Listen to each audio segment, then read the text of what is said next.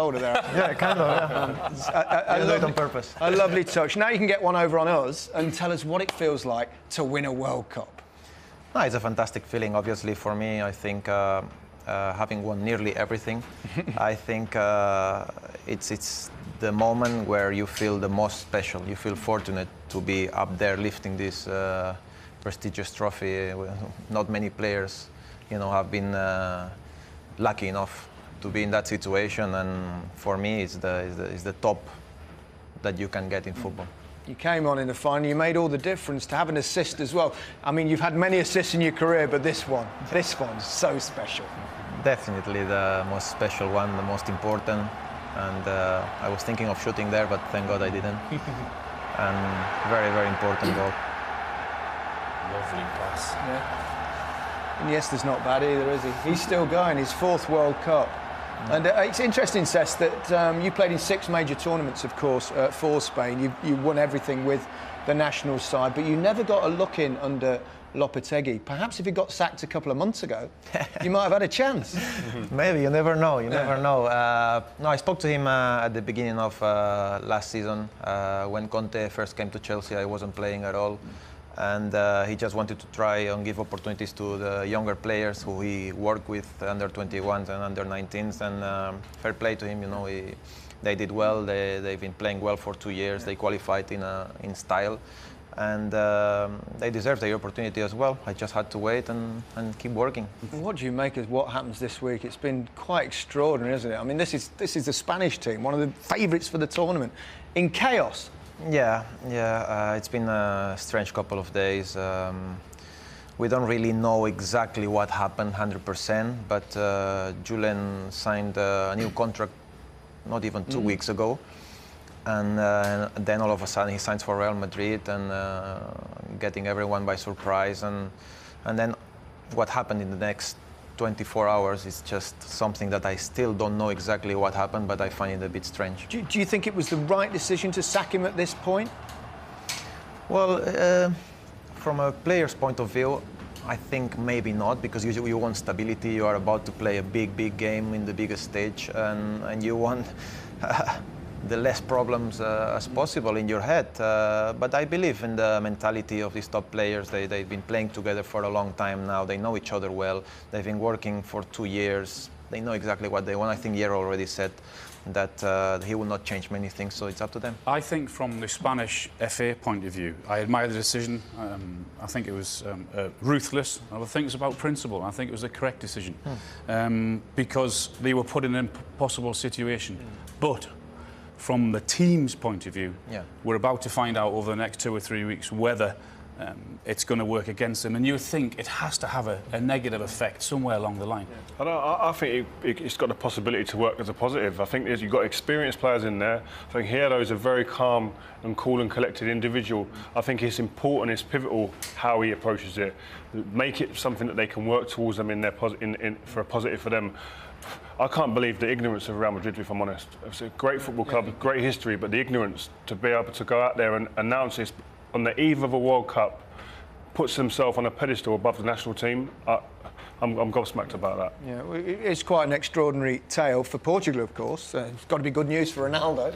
Yeah, I mean, I'm sure he'll be licking his lips and thinking that's destabilised them a little bit. That's going to give me an opportunity, hopefully, to hone in, and their concentration might be elsewhere, especially the defenders, hopefully, in his book. And I'm sure that he'll be trying to really break some more records. He's got records that are tumbling all the time at international level as well. And Portugal have come. I think they've got this game at a good time. Yeah, well, there's no question about that. They're, of course, the European champions as well. Alan, you were at the opening game last night. We've seen a few matches. This is probably the first big one, isn't it? That's for sure. Yeah. In terms of the stature of the two teams. What have you made of it so far? I thought it was a magnificent atmosphere last night in the Luzhniki Stadium. We left here. There was a couple of cracking goals. Saudi Arabia were they were hopeless, to be honest. Russia went after them and they basically couldn't handle it. Weren't quite at it physically.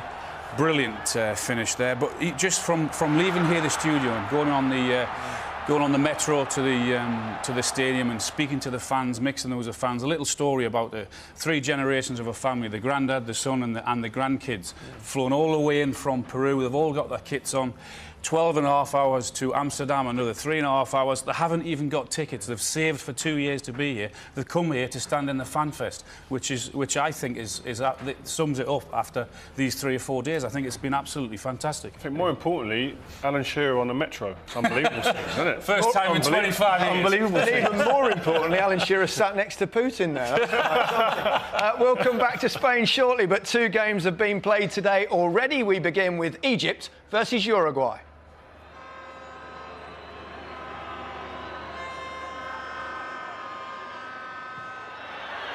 Same towards the centre-back, off goal in. Oh, side netting, Martin. Wow.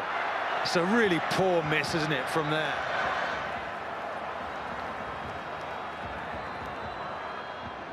Cavani into Suarez! And he wanted too much time. He took too long, and the keeper smothered it. Cushioned header down to Cavani, into Suarez. Back to Cavani! That's a super save. Early in the World Cup, but that's probably the best save we've seen so far. Cavani for Uruguay. Off the post. Oh, and Sanchez blocked the effort from his own player, Cáceres.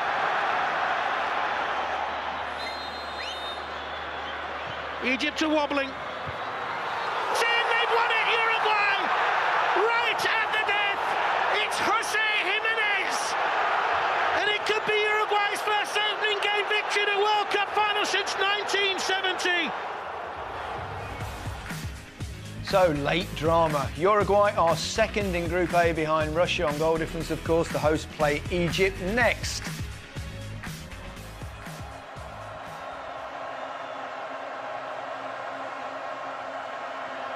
Sufa will swing this one in. Headed back to Ziyech. Almost fell in front of goal. Will fall to Belhamba and then Benatia. And somehow Iran get it away. Amiri. And a chance here for Azmoun into the penalty area. Well saved. And inadvertently well saved again by Munir. Best chance of the half for Iran.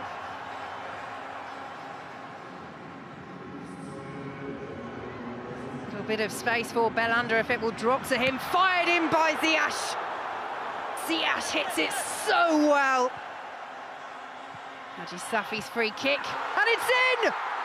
Jubilation for the Iranians, despair for Morocco. And in the end, the final touch of Aziz Bouadouz. Oh, what an end to that game as well.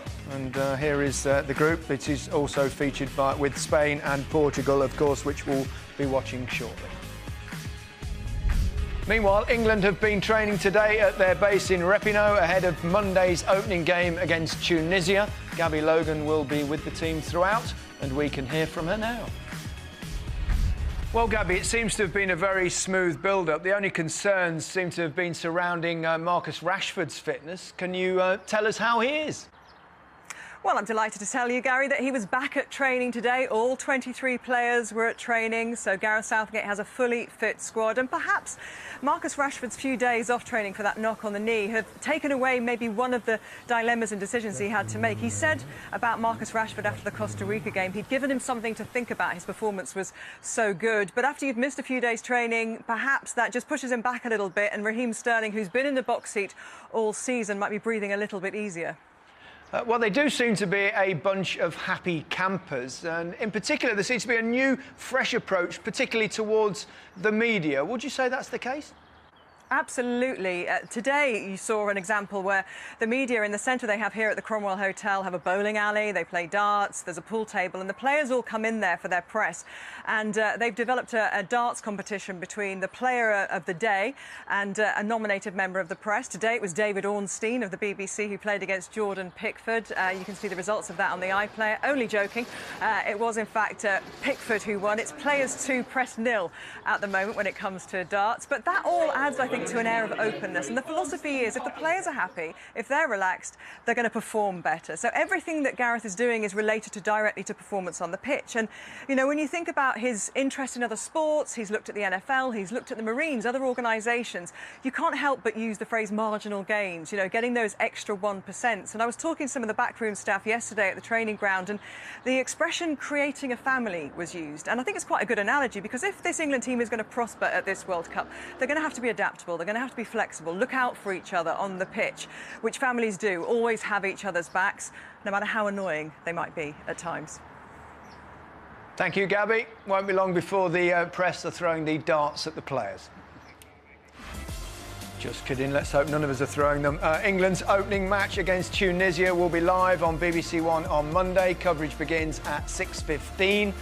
This match will also be available in virtual reality via the BBC Sport VR app.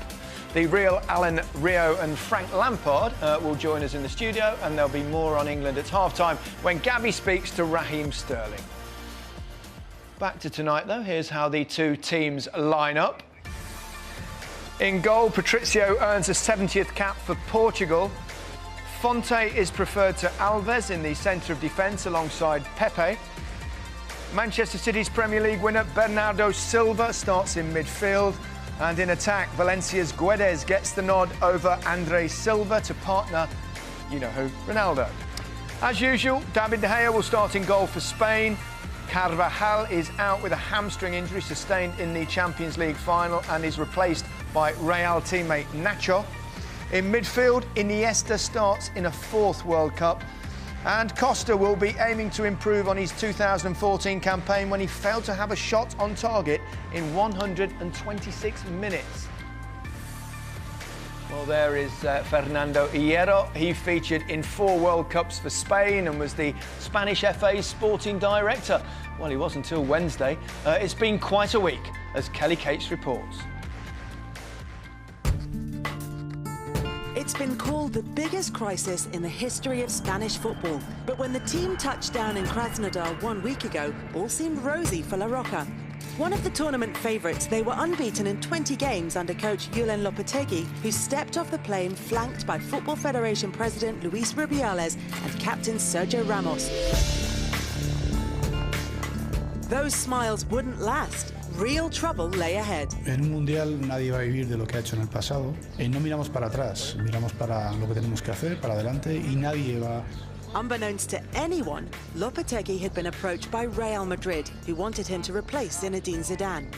2 days before the World Cup, the deal was done. It's just been announced that the Spain coach, Julen Lopetegui, will take over at Real Madrid at the end of the FIFA World Cup. Rubiales found out just 5 minutes before the announcement. Furious at being left in the dark, the Spanish FA felt they had no option but to sack Lopetegui, despite reports the players wanted him to stay. Buenas tardes a todos. He comparecido aquí en nombre de la Real Federación Española de Fútbol para comunicaros que nos hemos visto obligados a prescindir del seleccionador nacional. The solution, ironically, came in the form of a Real Madrid legend, Fernando Hierro, a tough, no-nonsense defender who featured in 4 World Cups as a player, now found himself thrown headfirst into a 5th. El bruto está, tenemos claro lo que queremos, son 2 semanas de preparación, es técnico del anterior. Lopetegui, meanwhile, was heading home. Last night, while Hierro was poring over his team selection for Portugal, the former manager was unveiled at the Bernabeu, emotions running high. Ayer fue un día, posiblemente, desde la muerte de mi madre, el más triste de mi vida. Where this leaves Spanish football remains to be seen, but one thing's for sure. Another Real Madrid legend will be looking to take full advantage tonight. We can cross now to the Fisht Stadium in Sochi, the host city of the 2014 Winter Olympics, where Spanish football expert Sid Lowe is with Jason Mohammed. Well, it's being called the Crisis of Krasnodar, which is where the Spanish national team are being based. And Sid, was all this avoidable, do you think? I think it was entirely avoidable, and that's the saddest thing about it. This didn't need to happen. It's curious because we're coming to the game now, and the game feels like a relief after everything that's gone on before.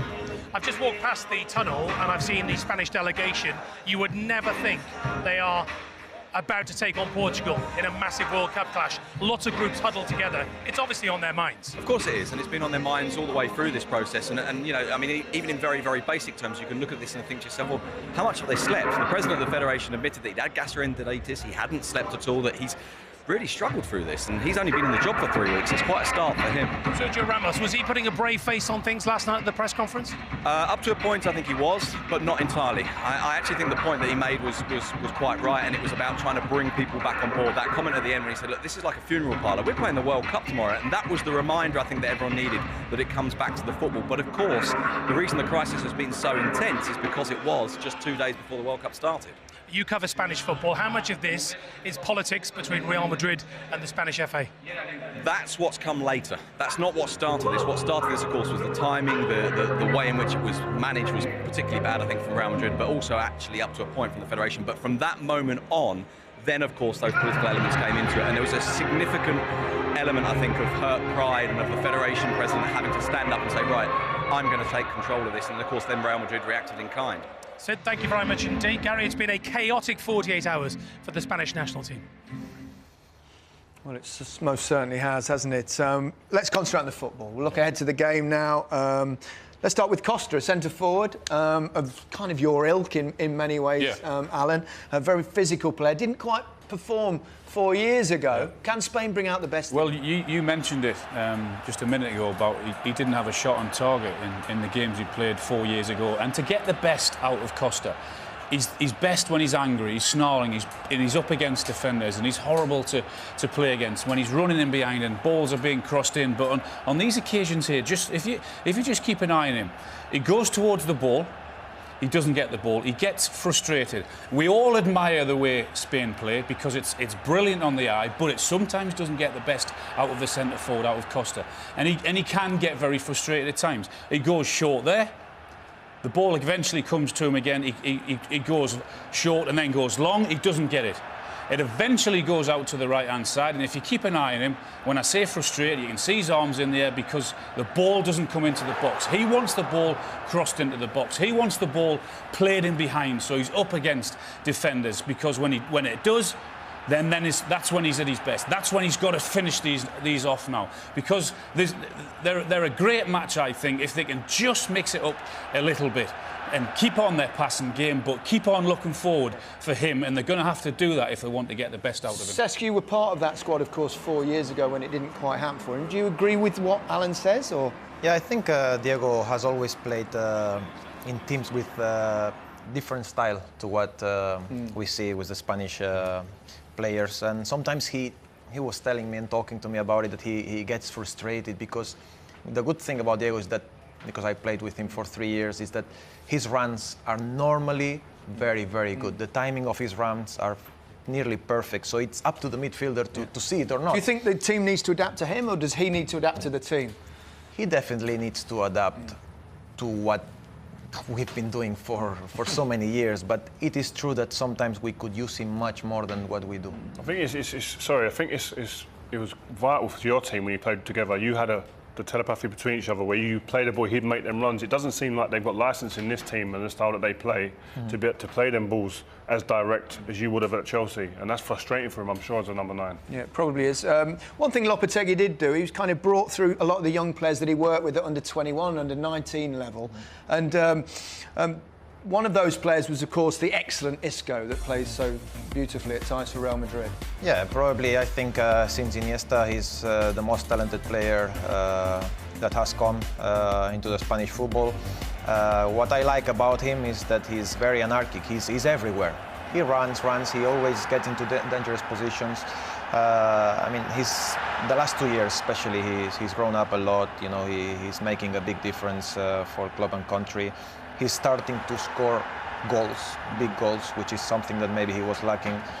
And I just like him a lot. You got a hat-trick. You're a fan, I know you are. I love him. I love the way he plays. I think he'd be a nightmare to play against because he takes you into areas and he says to you, are you going to come and mark me? and engage with me out in the open, or are you going to sit in your area? If you don't go out there, he can turn, then he'll dictate and pass balls through you and past you. But if you do go out, even he's got the ability to manipulate the ball, and he's so tricky to get away from you. He's a defender's nightmare. I've got to ask you about Ramos. Great leader, great captain, great player. Can be an irritant at times, but love him or loathe him, you'd want him in your side, wouldn't you? He wins things. He's a serial winner, and I think he's the most influential defender on the planet right now. He's a fantastic player. Sometimes gets a bit too caught up in the emotions of a game, which can be worrying for a manager, for a team. But when the trophies are there to be handed out, this guy puts the shirt on and leads from the front, and that's what you need in big teams. He's one of those guys. I've never met the guy, but I have to say I don't really like him. But you're absolutely right. I would love him in my team because as everything what Rio's said, we have to echo. Serial winner.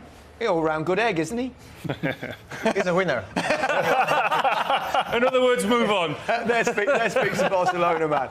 We can go back to the stadium to hear from former England midfielder Danny Murphy, who's on co-commentary duty tonight. Fantastic atmosphere here inside this stadium. And Danny, we're very lucky to be in this position. We could be looking at one of the games of the tournament. Well, I couldn't agree more. We've got some wonderfully gifted footballers on the pitch. Two of the most talented teams we've seen come together so far in the tournament, of course. And for me, watching Spain is always an education with their technical ability. David Silva, Busquets, Iniesta, his last tournament. So pleased to see him live tonight. They've just got a wonderful array of talent. And I think with these conditions, the humidity, the heat, the way they keep the ball, it's going to be a tough evening for Portugal. And the responsibility, as ever, falls on the shoulders of Cristiano Ronaldo. Well, it does. We know his qualities. We know he can produce wonderful moments to win a game at any time. But he's got to get the ball. He's got to rely on his teammates to get him enough of the ball for him to cause problems. And I think they will play in the counter. They'll look for set plays. But they're European champions for a reason. And when you've got Ronaldo in your team, you've always got a chance. But I think with the negativity around the Spanish squad, that they might have a point to prove tonight, and I fancy them hugely. It's an incredible subplot, isn't it? The fact that they sacked their coach 48 hours before, Danny. Well, all I would say is that with the senior players they've got in this team, the amount of silverware, the wisdom that they've got, I don't see it being a problem as much as it would be for any other side. And there might just be part of them that thinks, let's shut a few people up. OK, Danny, thank you very much indeed. A few hundred metres away from this stadium, there's a beach. It's grey and rocky, a bit like Spain's build-up to this match, Gary. There's one Real Madrid man who won't mind what's going on this week, Cristiano Ronaldo. 15 goals in qualifying, but this is a Portugal side that proved to be much more than a one-man band at Euro 2016. The tale of the ugly duckling is one of perseverance, a fable of defying the odds to become the best you can be. When Portugal coach Fernando Santos described his side as the ugly ducklings of Euro 2016, eyebrows were raised. The Seleção were expected to glide serenely through the group stage, but choppy waters lay ahead. They were held to a draw by Iceland in their opening game. The reaction? Not pretty. They don't try to play, they just defend. This is small mentality. Further downstream were Austria, and just as it looked as though Ronaldo and Portugal had taken flight, the wings were clipped. Flag up, it's not counting. While the pressure was mounting, Cristiano was making the wrong kind of splash. Against Hungary, the world caught a glimpse of what Portugal could become. What a superb headed finish from Cristiano Ronaldo! But a third straight draw left them third in the group, through as lucky losers. Knockout football time. Sink or swim. Another indecisive 90 minutes, extra time required to beat Croatia. It's headed in by Ricardo Quaresma! Unconvincing, but unbeaten. Criticism from the world's media and an early blow was like water off a duck's back. Sanchez shoots Portugal level! It was more grit than grace as Poland were removed on penalties. Santos's ugly ducklings were starting to find their identity. Portugal have done it! They're through to the semi-final! The Welsh lay in wait. But in this Game of Thrones, the Portuguese would smother the Dragons. Ronaldo's met it. What a jump that was. Pragmatic, powerful, poised. A first win inside 90 minutes. Portugal were floating into the final. Maybe this is their and their Crown Prince Cristiano's year. Primed and preened, they now looked the part. But it was far from plain sailing. Hired him very strongly, Ronaldo's writhing. The defining moment followed soon after. Eder smashes Portugal onto the verge of glory. They may have started the Euros as the Ugly Ducklings, but 5 weeks later, the transformation was complete.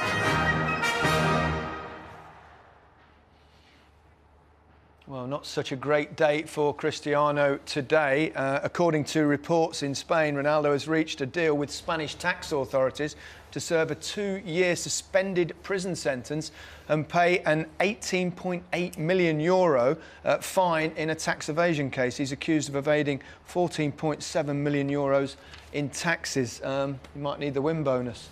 He's down to his last 83 million then, is he? Yeah. But on the pitch, there are never any problems. 43 goals in 43 games this season, 15 in qualifying. Yeah. But in World Cups, he's never quite kind of caught fire. No, 3 goals in 3 World Cups. This is his 4th World Cup. 13 games. And these are the 3 goals that he scored in 2006, 2010 and 2014 against Iran, North Korea and Ghana.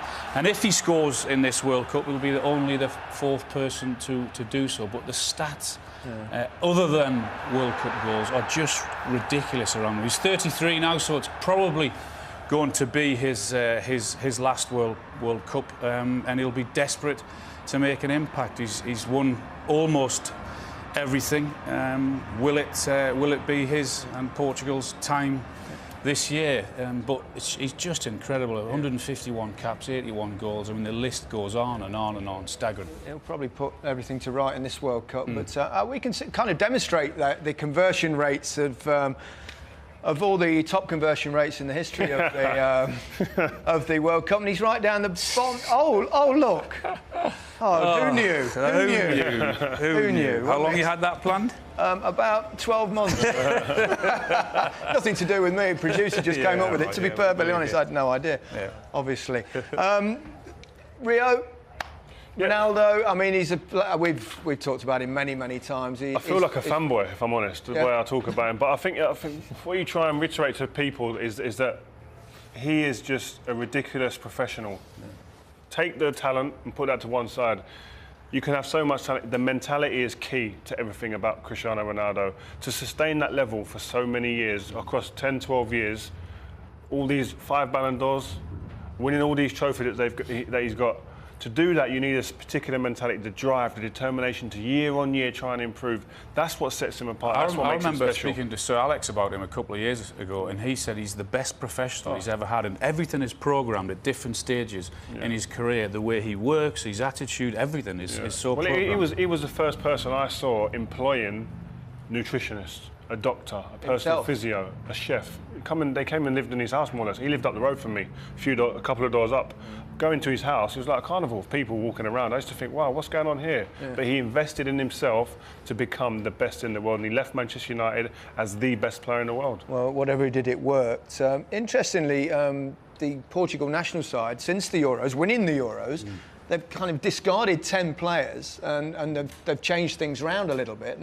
But one player they have brought in is Bernardo Silva, who's impressed us so much this season with Manchester City, Cesc. Yeah, I think he will be a key player if they do well in the tournament. I mean, you can see his qualities already 2 years ago, what he did with Monaco.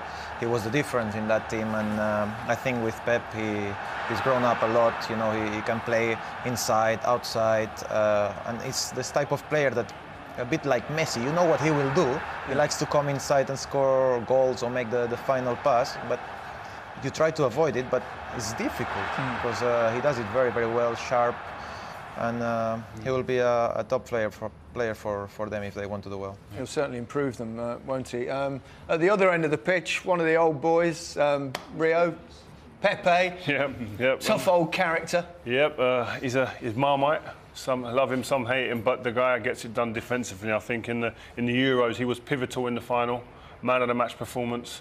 And you need players like to step up, and I think today is vital against a Spanish team that are going to be very cute in their movement. They've got talented footballers.